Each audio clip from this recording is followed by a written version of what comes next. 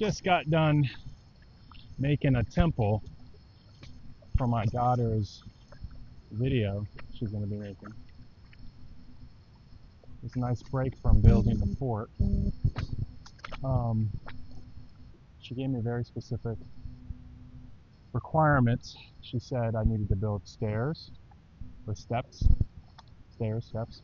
I needed to reconstruct part of the tunnel or the chimney because we're using an old, probably almost 100-year-old outdoor fireplace. Oh shit. Almost lost my bucket.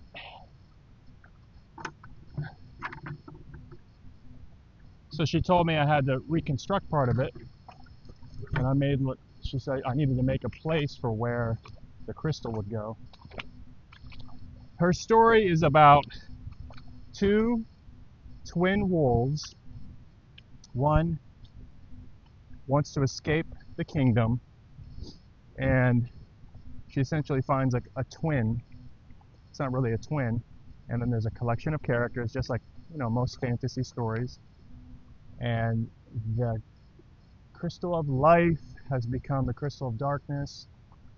And there's these other smaller crystals that are associated with elements, and each character gets assigned one based on how they were made. And something she said recently, as we were talking about story, she goes, the crystal of life has all the power, and all these crystals have power, but really it's not from the crystal, it's from them, because they can choose love, they can choose forgiveness, they can choose goodness over the darkness. And that is actually what gives the crystal the power. It's the people's belief in doing what's good and what's right. And it's like reaching toward these higher ideals. And I'm listening to my daughter talk about this. And, you know, she's in the room with me, but she's not looking at me in the eye, talking to me about it. She's very much acting like me. I'm just watching her, and I see myself in her.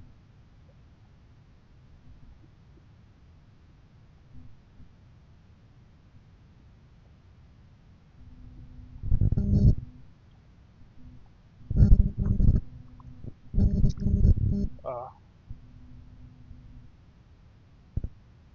Man, I love being a dad. You learn so much about yourself. I was telling my kids the other day, you know, when they're acting out and, you know, misbehaving or being disobedient or whatever, that we do the same things as adults. You know, we can learn logic, and we can cognitively understand things, but sometimes we just get caught up, just like a child.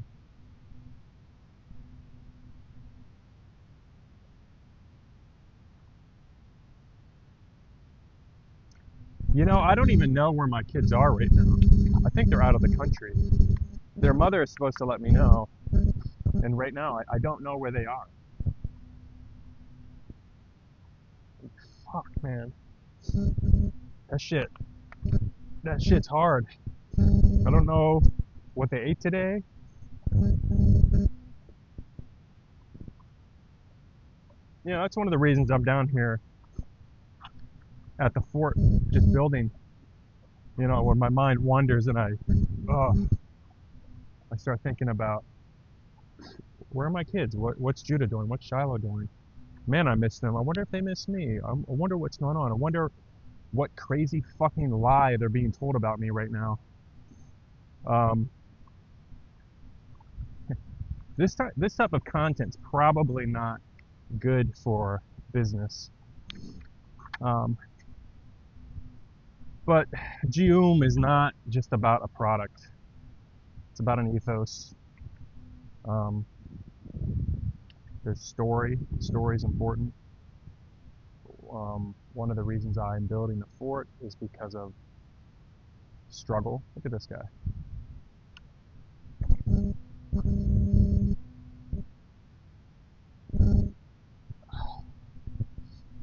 Anyways, oh, look at this guy. There's a little frog. There's a lot of life teeming down here. I haven't seen any snakes, but I've been looking for them. I was hoping to find another ringneck snake to surprise Shiloh with, and then I would go get crickets and stuff to feed it so that we can maybe use that for the video.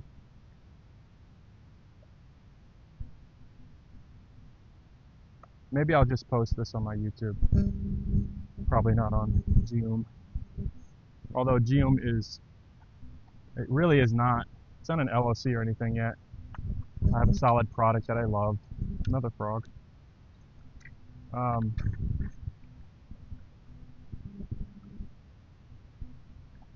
I was telling my buddy there's a Venn diagram that I'm trying to develop.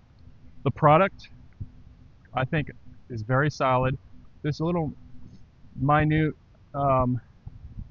things to be dialed in. The tolerances on the lid, for example. I screwed up on putting some of the magnets in, where if the magnets are sticking out even a hair, the edge of each magnet hits as opposed to the surface of each magnet touching to be effective. So essentially I made some mistakes. The lids are too tight. During winter they might work, but they're so tight right now that you can't even close them. So that has to be fixed. So the product I'm very, very secure about. There's no insecurity there. The ethos, things that I won't depart from, the convictions that I have, I'm very solid on. The story is what I'm trying to decide, like how much do I share? I know that most people don't give a flying F about any of this. And I'm wondering why am I recording this right now? Why? That's pretty. The reflection. Perhaps it's for my kids one day. Perhaps it's for me to look back on and be super embarrassed about. I have seen so many things in my algorithm of guys that are way cooler than me, way better than I am at building and crafting and creating content. And there's nothing wrong with that. I think I'm going to have to implement some more skill sets. And I need help, obviously. But there's also this aspect of curated authenticity that just reads as false, you know? It reads as just bullshit or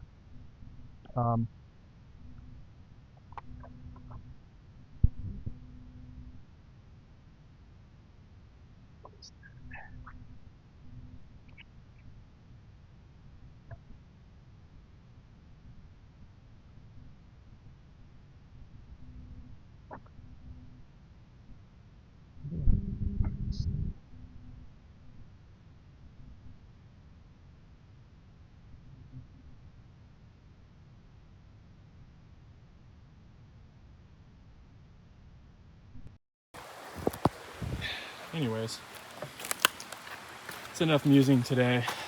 I'm just really sad because I miss my kids. It's so easy to cry thinking about them right now. You know, I'll say one more thing. People that know me, it's like a handful of you.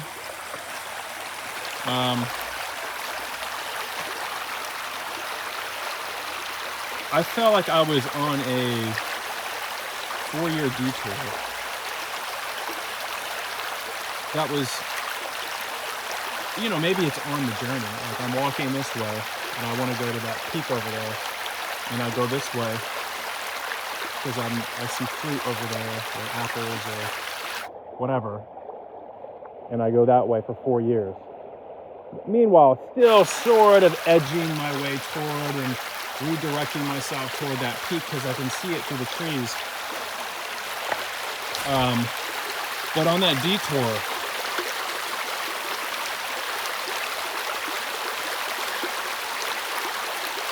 This is nobody's fault but mine. So much of my attention was pulled away from Judah and Shiloh. Man, you don't get time back. Oh, I thought I was... Hopefully maybe I was filming the ground the whole time. This is just a data log for myself. But the 4-year detour pulled me away from Judah and Shiloh so much that I missed so many moments. And now going forward, I need to be present. It's not like you can go back and recoup time, but I have this immense sadness from the loss of time. And it's not just a loss of time, it's a loss of time where my attention was off.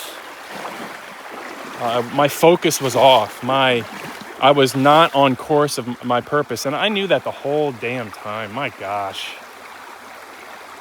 I could write a book on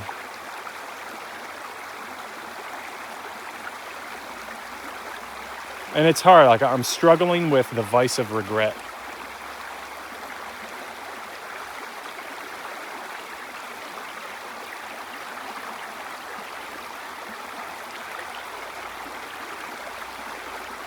Man, I'm just the fifth hypocrite of the apocalypse, or the fifth horseman of the apocalypse. And it would be hypocrisy, would be the thing that I represent. I'm so judgmental of people, then I live long enough that I see myself in the mirror and I'm like, damn, you're full of shit. Love you guys.